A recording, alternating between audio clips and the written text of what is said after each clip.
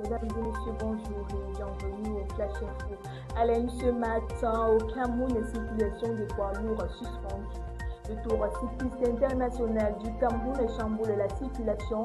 Le préfet de la Sanaga-Maritime, Cyril Yvon Abondo, a signé un arrêté portant interdiction temporaire de circulation pour les camions et véhicules poids lourds sur une partie des routes nationales numéro 3, numéro 7. La mesure concerne les tronçons traversant le département et sera en vigueur de 6h à 12h à deux dates précises, le 11 juin 2026 pour l'étape Douala-Kribi et le 13 juin 2026 pour l'étape Kouma-Bonnivel. Objectif, sécuriser le passage du peloton et assurer le bon déroulement de la compétition. Les autorités appellent les transporteurs et usagers concernés à anticiper et à prendre toutes les dispositions nécessaires pour éviter des perturbations. Le préfet prévient tout contrevenant s'expose à la mise en fourrière immédiate de son véhicule. Les forces de maintien de l'ordre seront déployées sur les axes concernés pour faire respecter la mesure.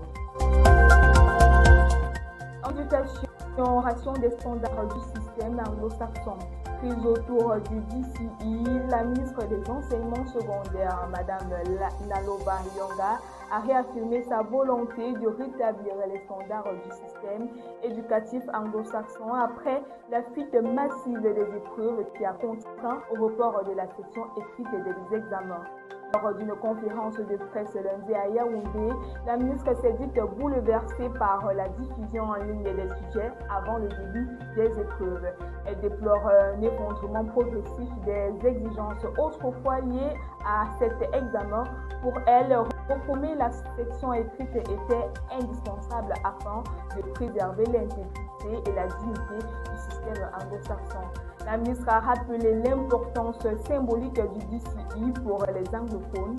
Elle a évoqué son propre parcours, affirmant que c'est le seul examen qu'elle a connu et qu'elle avait passé le DCI Ordinary Level pour les Britanniques avec un niveau d'exigence élevé.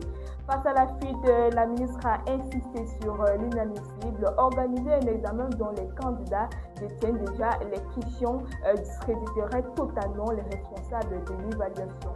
Le MISEC maintient que la vigueur sera appliquée pour sécuriser les prochaines épreuves et redonner sa crédibilité au DCI. En économie, la nouvelle usine Simencam à l'arrêt. Coup dur pour l'industrie du Grand Nord. Inaugurée en juin 2025, la nouvelle usine intégrée de ciment et de Simencam à Fiville est contrainte de suspendre sa production un an seulement après son lancement. En cause des difficultés d'approvisionnement en énergie sur le réseau interconnecté Nord, selon plusieurs sous l'opérateur public Socadel a procédé à un effacement temporaire de l'usine pour préserver la stabilité du réseau régional. Privé d'alimentation, le complexe ne peut plus faire tourner ses lignes de production. Un projet stratégique freiné, l'usine avait nécessité un investissement d'environ 50 milliards de francs CFA, présenté comme un levier majeur de la réindustrialisation du Grand Nord. Elle dispose d'une capacité de 500 000 tonnes de ciment par an et 1000 tonnes de clinker par jour. Sa mission, alimenter les régions septentrionales et exporter vers les marchés voisins, dont le Tchad. Risque immédiat, cet arrêt fait craindre des tensions sur l'offre de ciment, une hausse des prix et un ralentissement des chantiers d'infrastructures dans la région.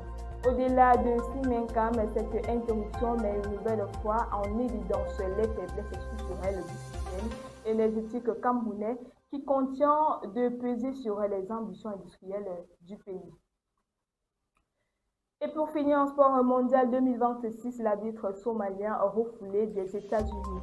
Incident à un an du mondial 2026, l'arbitre international somalien Omar Abdulkadir Hassan, sélectionné par la FIFA pour les activités préparatoires, a été interdit d'entrer sur le territoire américain.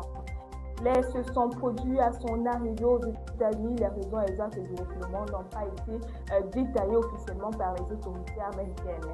L'épisode survient alors que la FIFA organise des séminaires et stages d'évaluation pour les arbitres susceptibles d'officier lors de la Coupe du Monde 2020 prévue aux États-Unis, au Canada et au Mexique. Ni la FIFA ni les autorités américaines n'ont communiqué de manière exhaustive sur ce dossier.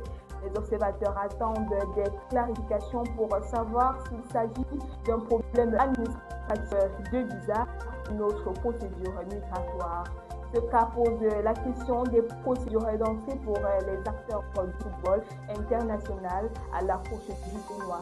Les États-Unis doivent accueillir des milliers d'athlètes officiels et journalistes pour le mondial 2026. Le dossier est suivi de près par des instances de football africain et international alors que les préparatifs entrent dans une phase décisive. Et c'est tout pour votre bout d'actualité ce matin. Mesdames et messieurs, merci de nous avoir suivis jusqu'au bout.